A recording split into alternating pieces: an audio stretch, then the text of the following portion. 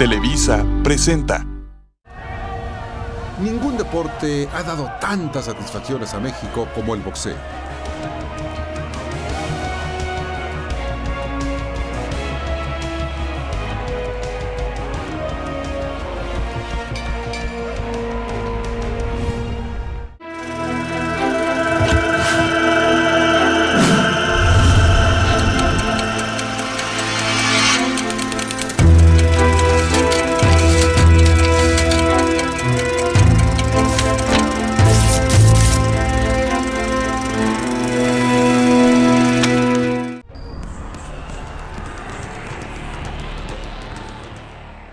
Ultiminio Ramos fue el primero de dos grandes boxeadores que nacieron en Cuba, pero se hicieron grandes en México.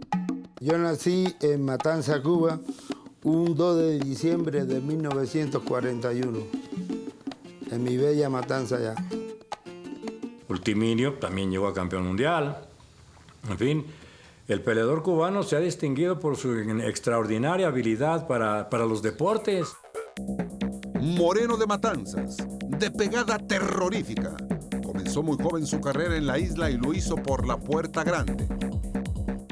Ultiminio Ramos, un boxeador muy poderoso, un poco falta de técnica. Ganó 25 de sus primeras 26 peleas y era ya considerado un monstruo en las Antillas. Los cubanos llegan aquí por el problema que hubo en Cuba con Fidel Castro. Vinieron varios peleadores, entre ellos venían Ultiminio Ramos. Después de hacer una pelea en Panamá, Ultiminio Ramos Sequeira llegó a México y se enamoró de tal forma de la ciudad que estableció ahí su residencia permanente. Antes de venir aquí fui a Caracas, Venezuela, a pelear con Sonny León. Después de ahí me fui a Panamá a pelear con Son de Máquina, Jesús Santa María, candela, eso eran candela. De allá peleé, allá en Cuba, regresé y peleé en Cuba con Ángel Guerrero, un peleador mexicano, y con el Chato Gómez, en paz descansa hace poco. Peleé y fue cuando ya yo vine acá a México. Rápidamente el Moreno entró en el gusto del público mexicano con contundentes triunfos sobre los mejores exponentes de aquel entonces. Ultiminio Ramos, qué gran peleador era. Entonces fue una época grandiosa en la que el boxeo cubano se unió al boxeo mexicano y entre ambos formaron un país realmente fuerte en el boxeo profesional. Pronto fue adoptado como figura en nuestro país y cuando peleó por el título mundial contra Davey Moore en el estadio Chávez Rabín de Los Ángeles, California, los diarios ya lo trataban como si fuera nuestro.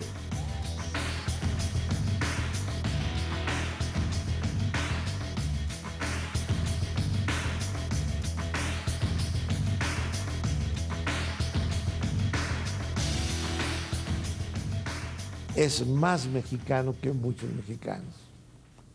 Vino a México, conquistó a México y es para mí el boxeador más valiente, junto con Daniel Zaragoza, que yo haya conocido en toda mi vida.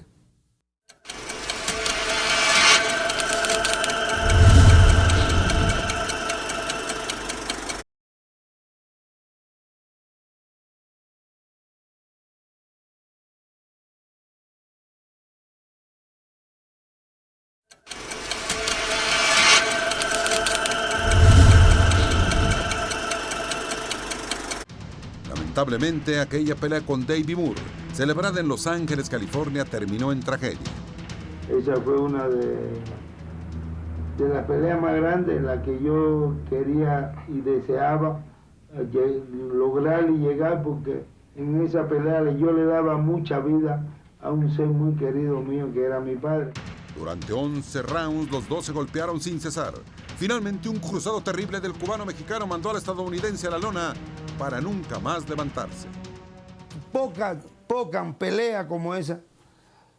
Yo la he estado viendo más hace como unos 10 días más o menos la vimos y me vi cuidadito que peleó, una pelea limpia, una pelea decente, no hubo cabezazos, no hubo amarradera, nada más que hubo trompones.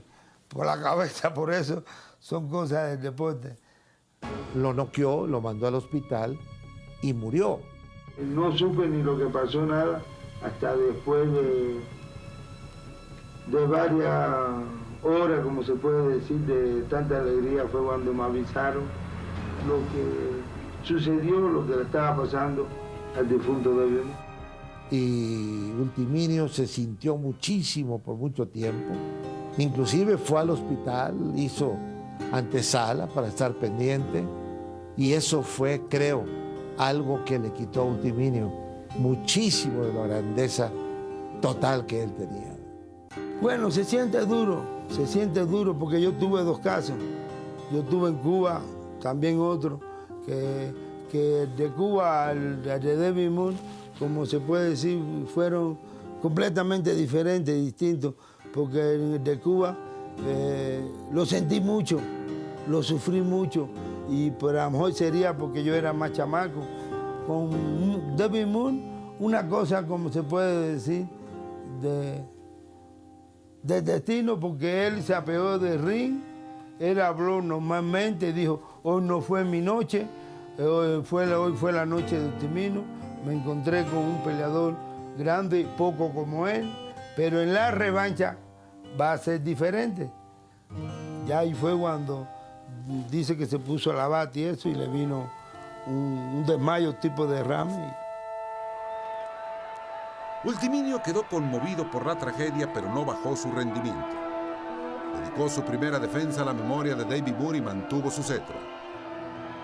En 3 ocasiones más salió con el brazo en alto y preparó así el camino para una de las peleas más apasionantes de ese tiempo, la que le enfrentaría a otro grande del boxeo mexicano, Vicente Samuel Saldívar García.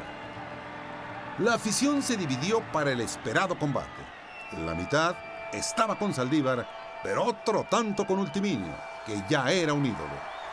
El combate no defraudó a los espectadores. Pasaron 11 fragorosos y emotivos capítulos hasta que Saldívar tiró al moreno y ganó por la vía de la detención técnica. Vicente Bonito, que muchas todavía me dicen que yo le regalé el campeonato a eso.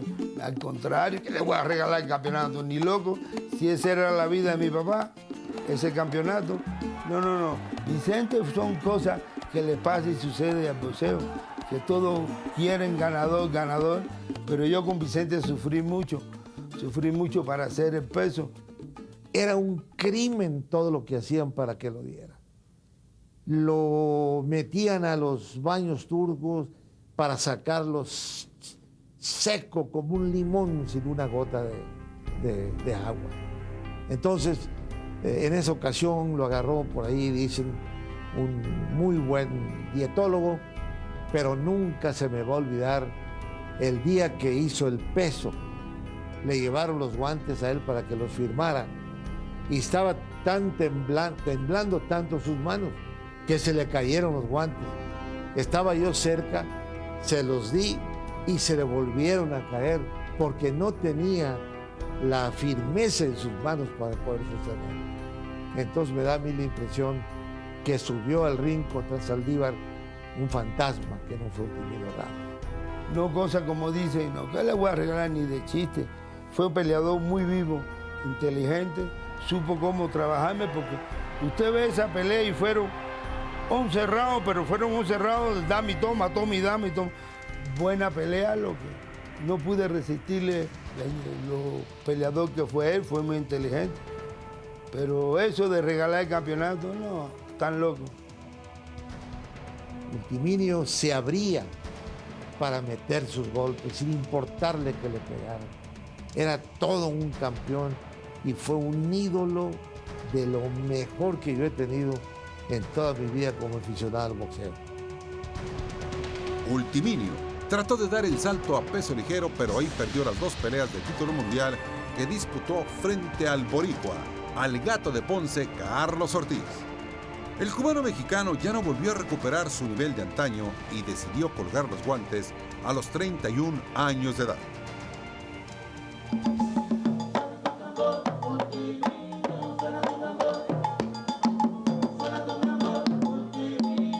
Creó un grupo musical y puso una funeraria.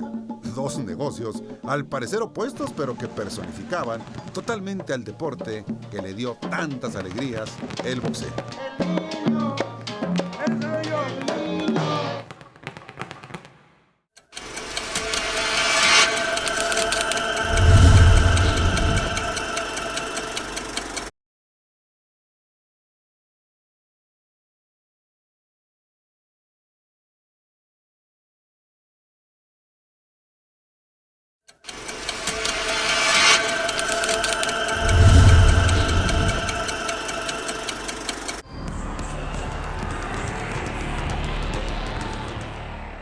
Nunca antes en el boxeo de México se había visto un personaje como José Ángel Mantequilla Nápoles.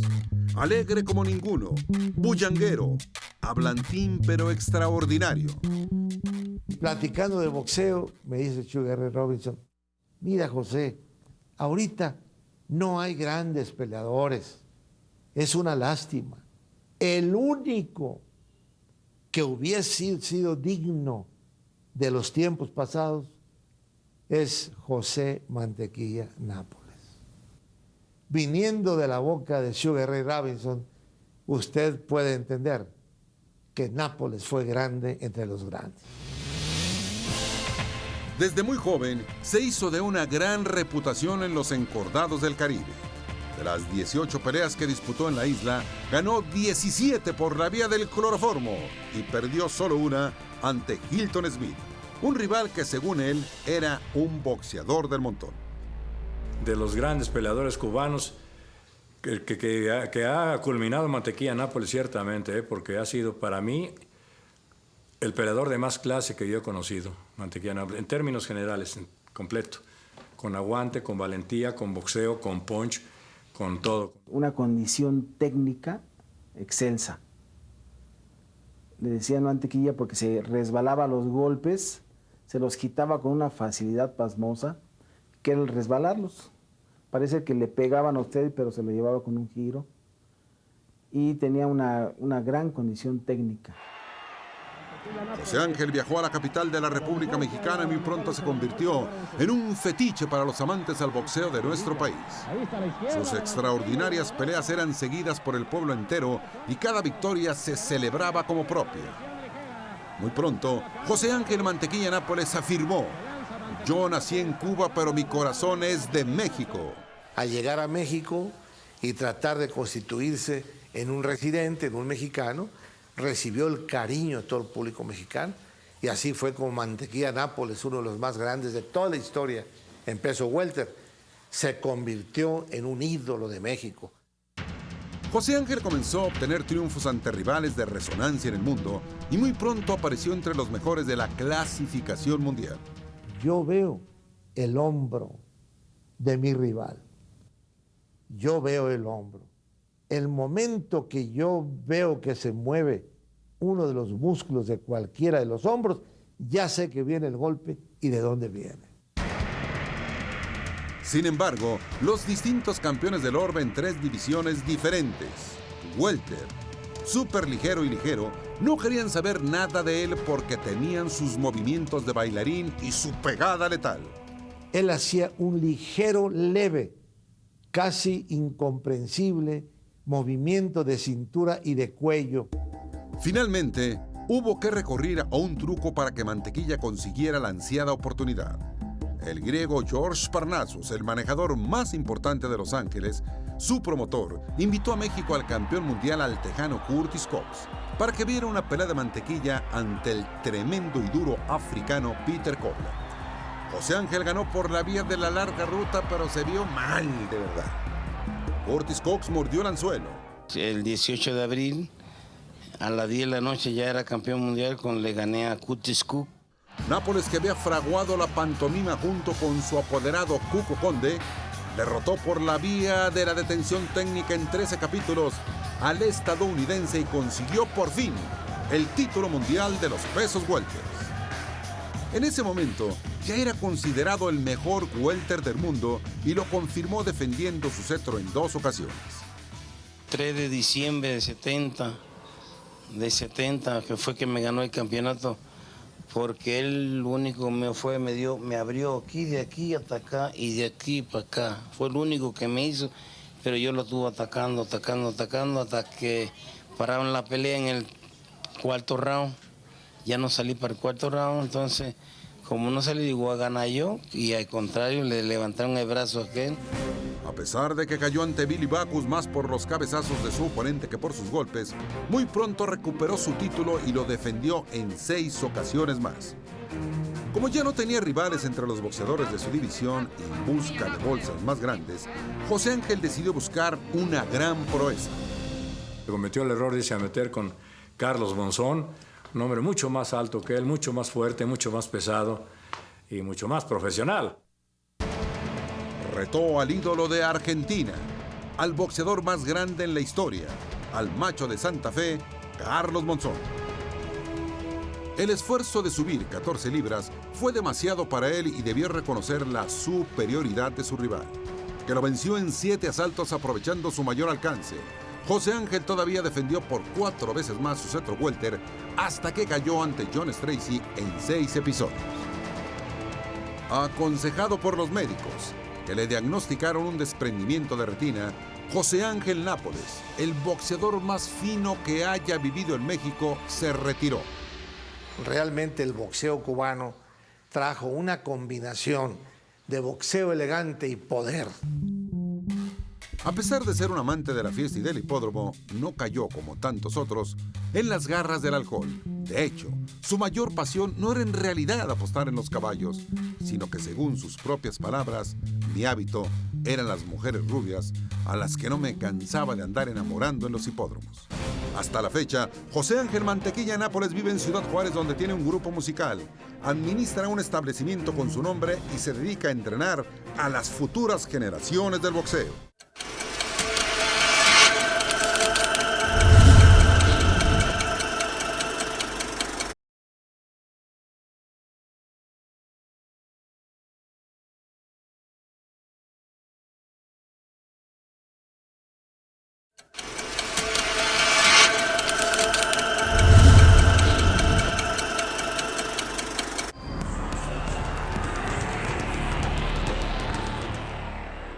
Vicente Samuel Saldívar García. Un mexicano por nacimiento, fue el único capaz de alcanzar los sensacionales niveles de los dos grandes cubanos mexicanos. A diferencia de la mayor parte de los boxeadores, Vicente Saldívar nació en un lugar de clase B. Su acomodada posición económica le permitió practicar distintos deportes en su niñez.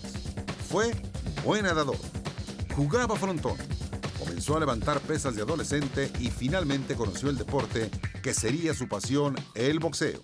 Como lo hacía Vicente Saldívar en sus buenos tiempos, se encerraba 2 meses fuera del mundanal ruido. Concentración mental, que es muy importante. Como aficionado, Vicente Saldívar obtuvo el campeonato del Distrito Federal, los Guantes de Oro y el Campeonato Nacional en Tijuana en el año de 1950. Un año después, inició su carrera como profesional y ganó sus primeras 16 peleas.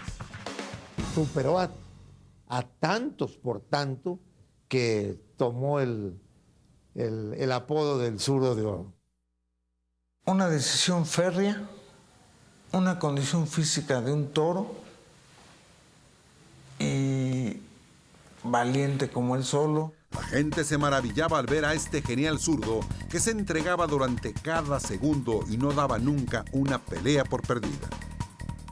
Su carisma era su seriedad, era la postura de campeón, su dignidad como campeón. Perdió el invicto por la típica vía de la descalificación, pero tomó venganza de su victimario, el cubano Baby Luis, al cual venció en 8 capítulos.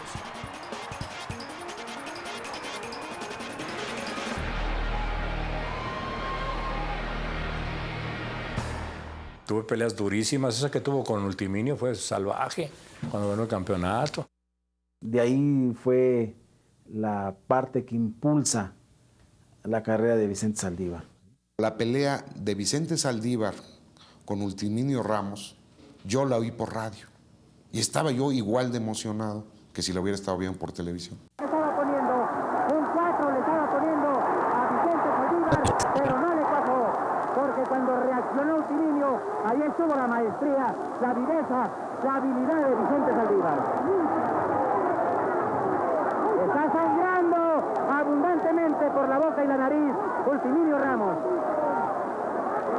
Gotea la sangre de la boca del campeón hasta la lona. Y vuelve a meter las manos tremendas. Vicente Saldívar, Utiminio Ramos. Pero le vuelve a caer la metralla de Vicente Saldívar. Y paren esa pelea. Paren esa pelea. Paren esa pelea. Paren la pelea.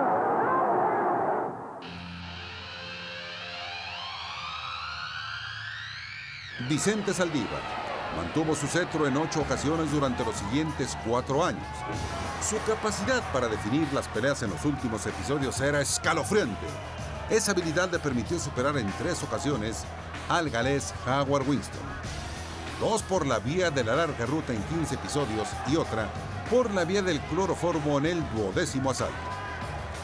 Finalmente, y al no encontrar rivales que pudieran hacerle mella, Vicente Saldívar decidió retirarse de los encordados. Sin embargo, aguantó solo 2 años alejado del cuadrilátero. Volvió en el año de 1969 con una victoria ante el cubano, el Puma de Baracoa, que era dirigido por quintunero José Legrand. Y en su siguiente pelea, recuperó el título al que había renunciado al vencer al inglés Johnny Famechon. Lamentablemente no podía mantener el cetro por mucho tiempo. Una derrota ante el tremendo Expreso de Tokio, el dado japonés Kuniaki Shibata, lo llevó a anunciar su retiro por segunda ocasión. Pero el zurdo de oro no pudo aguantar la tentación de enfrentar a otra leyenda, al gallo de oro Eder Joffre, quien contaba con 37 años de edad. Y a pesar de ser 6 años más joven, Saldívar no pudo vencer al ídolo amazónico y cayó derrotado en 4 giros.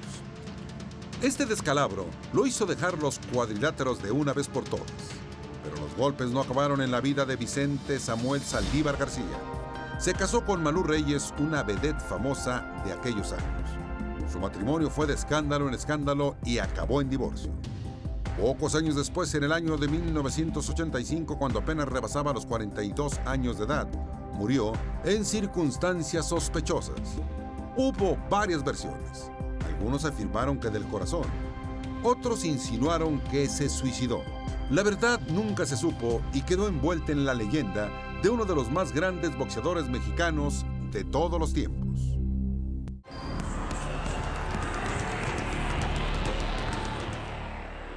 Manuel El Pulgarcito Ramos.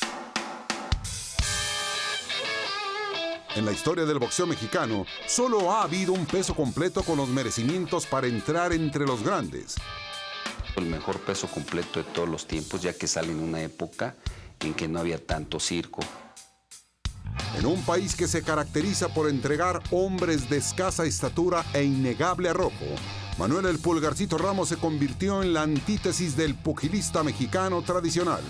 Un fenómeno del boxeo, porque era muy bueno como muchacho de peso completo. Pesaba 100 kilos y medía casi 2 metros de estatura.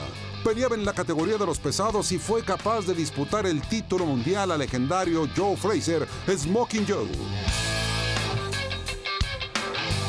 Aunque no tenía demasiada competencia en su categoría, boxeador que lo enfrentaba terminaba fulminado en la lona.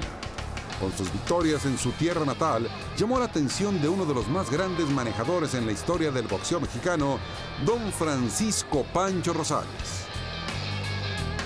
Por ser un peso pesado, nadie se quería enfrentar al Pulgarcito Ramos, que veía con desesperación cómo se le cancelaba función tras función. Fue por ello que Pancho Rosales decidió llevárselo a los Estados Unidos. Después de varios triunfos, Manuel El Pulgarcito Ramos enfrentó al impresionante rock and rollero Eddie Machen, uno de los mejores pesados de los años 60. Manuel El Pulgarcito Ramos lo derrotó sin problemas y con ello se abrió las puertas para enfrentar a los mejores exponentes de su tiempo. Manuel El Pulgarcito Ramos deseaba pelear en México y el empresario, el griego George Parnassus, le consiguió varios combates. El Pulgarcito respondió con victorias, la última de ellas frente al ex campeón del mundo Ernie Terrell en el Estadio Azteca de la capital de la República Mexicana.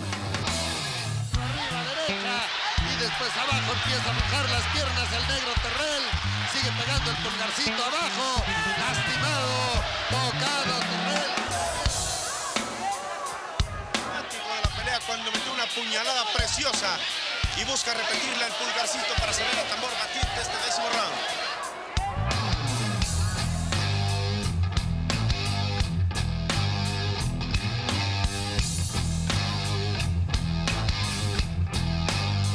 El nombre de Ramos era espectacular y por ello sus promotores decidieron que era el momento de ir en la búsqueda de la mayor consagración para cualquier pugilista, el título mundial. Y aquí lo estaban atacando a Parnassus porque él se lo llevó, de que lo iban a masacrar. El 24 de junio de 1968 se le dio la gran oportunidad de disputar el título mundial pesado en el legendario Madison Square Garden de la avenida Pensilvania, ante uno de los más grandes ídolos de todos los tiempos, el mítico Joe Frazier Smoking Joe. Mantener a distancia a esta locomotora humana que es Joe Frazier, una máquina de tirar golpes, un peleador sumamente agresivo que va para adelante en forma sistemática y tremenda, desbordado. Es la primera vez que defiende el título Joe Frazier. Nadie le daba la más mínima posibilidad, pero Pulgarcito estuvo a punto de romper con todos los pronósticos cuando con una combinación impecable tambaleaba a Frazier en el primer episodio. Estuvo a punto de derribar a Joe Frazier y se conecta con la izquierda y Frazier contesta con la izquierda también. Lo manda contra las cuerdas, completamente noqueado de pie, con otro golpe el Pulgarcito se hubiera convertido en campeón del mundo. Un aguante verdaderamente prodigioso el Pulgarcito Ramos, que vuelve a ser conectado por la izquierda violenta, se derrumba a la lona, víctima de izquierdas y derechas, Joe Frazier. Corea, los golpes tremendos, y se tapa el Pulgarcito Ramos arriba y abajo, y le vuelve a entrar la izquierda, y otra más, y otra izquierda bárbara, y se derrumba por segunda vez en el episodio el Pulgarcito. Quedó grabado en la historia como el único mexicano que ha disputado un título de la máxima categoría del boxeo mundial.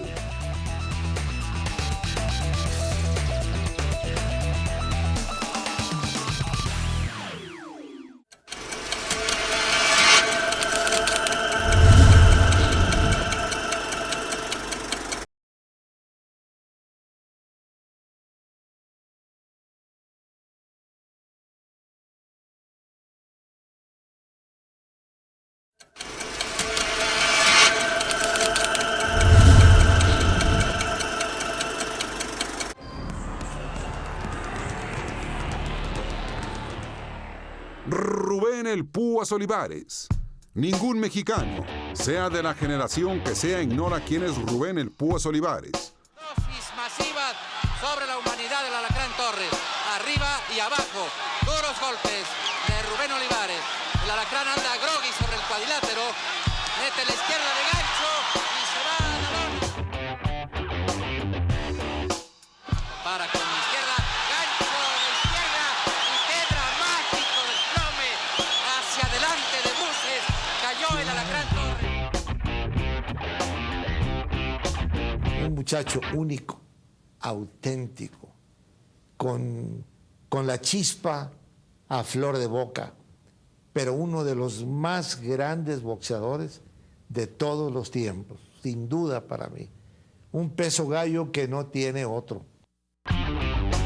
Como nadie, el hijo pródigo de la colonia Bondojito, nacido allá en Iguala, en el estado de Guerrero, encarnó la personalidad, las ilusiones y las tristezas de nuestro pueblo mexicano. A la media distancia corta el clinch, allá va a la derecha como un cañonazo de Rubén, la izquierda, la cabeza, se desconcierta Silly, con izquierdazos asesinos, se está acribillándolo Rubén. Un carisma extraordinario con la gente, el Púas, Decir el Púas era decir supercampeón y brotaba la risa, porque él decía lo que sentía. Fue ídolo, ganó millones, los gastó en fiestas y se quedó en la miseria. Incluso a veces era yo el que lo cuidaba. Empezó una fiesta que todavía no termina. Toda la vida está en fiesta. Y digamos, eso lo hizo muy popular. Y claro, todos los oportunistas y cualquier gente se quiere juntar a la estrella, ¿no? Su vida ha sido una verdadera telenovela y el pueblo un público expectante que ha vivido cada episodio como si se tratara de un miembro de su propia familia. En las contiendas callejeras del Abondojo siempre daba más golpes que los que recibía y hasta los muchachos más grandes le tenían respeto. Al verlo pelear, un vecino, Manuel el Chilero Carrillo, lo convenció de ponerse unos guantes y entrenar en un gimnasio. No se arrepentiría. Desde que subió a un cuadrilátero, Olivares entendió que había encontrado su profesión ideal. Era un guerrero. En sus primeras peleas como aficionado se fijó como objetivo ganar los guantes de oro. Al llegar a la semifinal le rompieron la mandíbula. El chilero Manuel Carrillo lo llevó a un médico que le puso un alambrado especial en la mandíbula y así lo dejaron combatir. Olivares ganó sin discusión a Felipillo González y comenzó a forjar su leyenda. Con ese espíritu, el Púas se abrió camino en el boxeo. Como aficionado lo ganó todo y como profesional se impuso en 49 de sus primeras 50 peleas, todas ellas por la vía del cloroformo.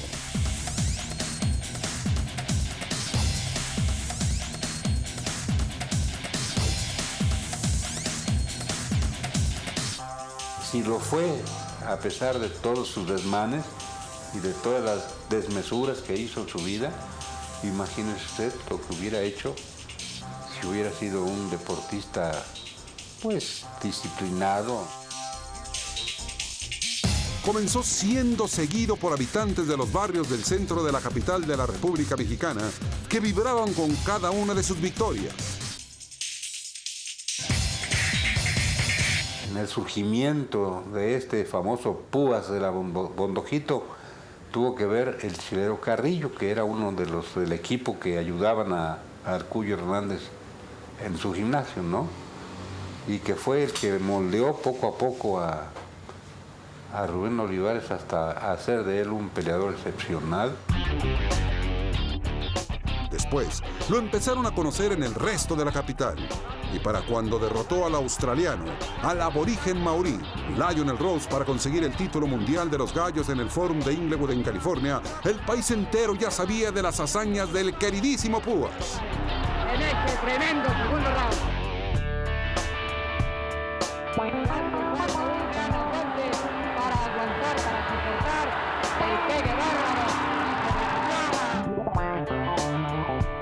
Defendiendo hasta con la puña, defendiendo la corona con el alma del australiano Lionel Rose.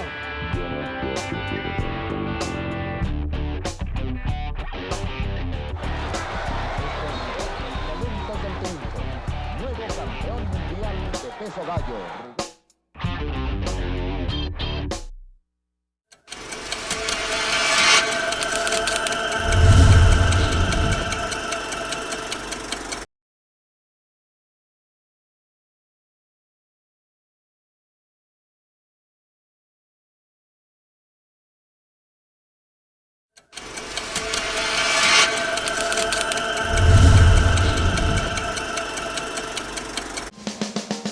Grandes peleas, Olivares retuvo su título frente a Adam Rutkin y ante el maestro Chucho Castillo.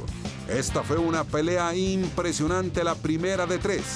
Sin embargo, estas formidables actuaciones serían el preámbulo de su primera derrota. El Púas cayó precisamente ante el mismísimo Chucho Castillo, el hombre nacido en Nuevo Valle de Moreno, Guanajuato, quien en un combate inolvidable lo venció por la vía de la detención técnica en 14 episodios. Así quedaron sentadas las bases para un tercer y definitivo combate que ganó el Púas Rubén Olivares. Esta vez por la vía de la larga ruta, en una de las mejores peleas entre mexicanos que se tenga memoria. Fue una obra de arte.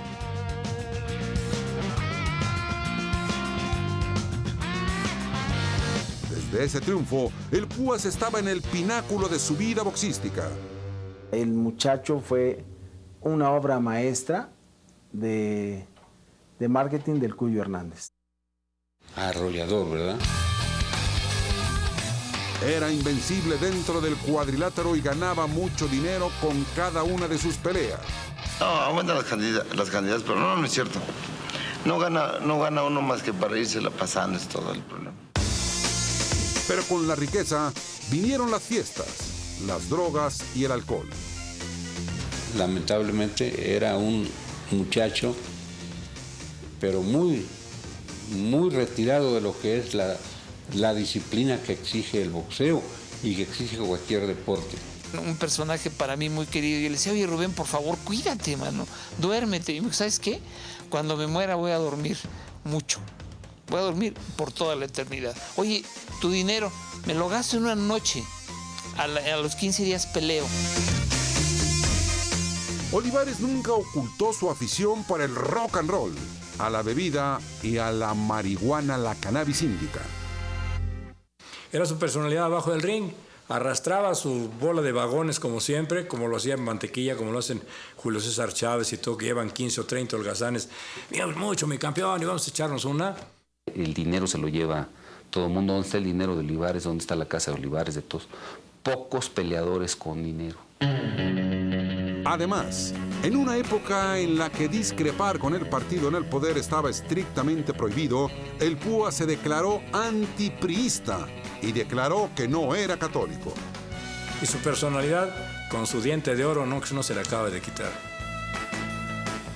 De cualquier modo, y pese a su mala fama, la gente lo adoraba. Por su calidad como boxeador, fue 4 veces campeón mundial, ¿no? No cualquiera lo puede hacer, y sobre todo en esa división. Olivares retuvo su corona ante Katsuyoshi Kanazawa y ante Jesús el Potrillo Pimentel. Y el público lo reconoció haciéndolo un ídolo absoluto. Pero el exceso de alcohol le cobró la factura y perdió su amado título por la vía de la detención técnica de forma impresionante frente al orgullo de Huáscato, Jalisco, Rafael Herrera.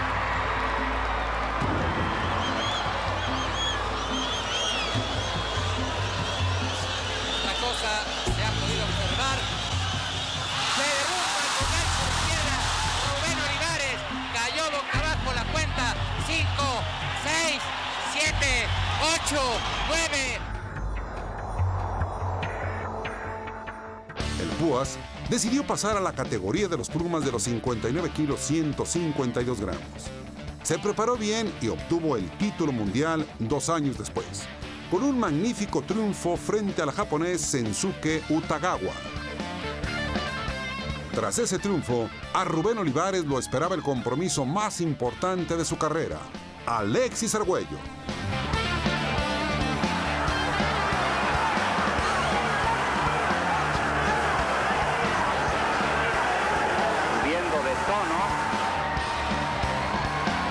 La pelea fue extraordinaria.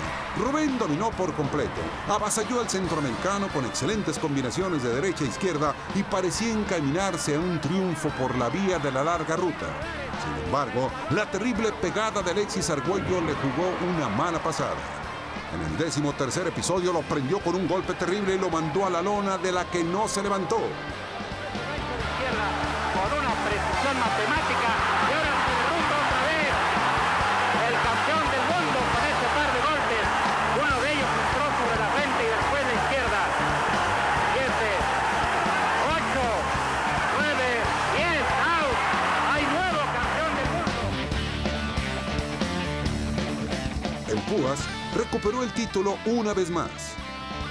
Muy vivo el Púas y mete fuerte la izquierda y la derecha y sabe que los viene y trata aquí de terminar con él en el segundo episodio y vuelve a aparecer y se derrumba por segunda vez con pasos directos de izquierda y derecha y a punto de irse a pique otra vez y el referee interviene y para la pelea. Nocaut técnico. Lo volvió a perder e intentó volverlo a ganar sin éxito. Rendido por su vida disipada, Olivares se retira en el año de 1981 aún con fama y dinero. 7 años después, arruinado, trató de buscar un último regreso. Madrid lo despedazó y le mostró que su camino estaba fuera de los cuadriláteros. Tras esa postrera derrota, el Púas Rubén Olivares lo intentó todo. Y para él era un gusto todo lo que hacía. Tuvo negocios, actuó en obras de teatro, cantó y actualmente planea poner una pulquería en Tijuana, la que llamará Las Glorias del Gran Púas.